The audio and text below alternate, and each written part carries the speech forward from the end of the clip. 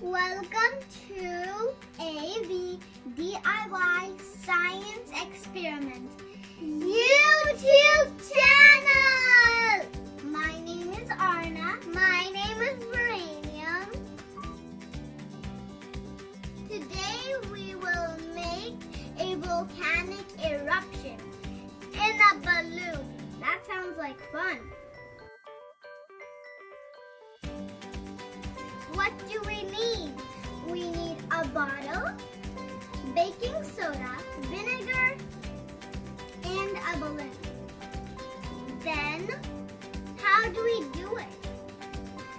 We will fill the balloon with baking soda and the bottle halfway filled with the vinegar.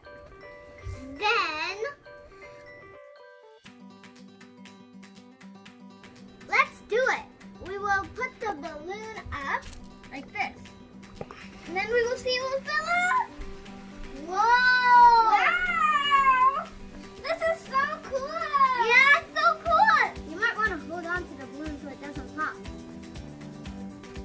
Whoa, Dad! I have to hold on to the balloon so it doesn't get over. Yeah, me too.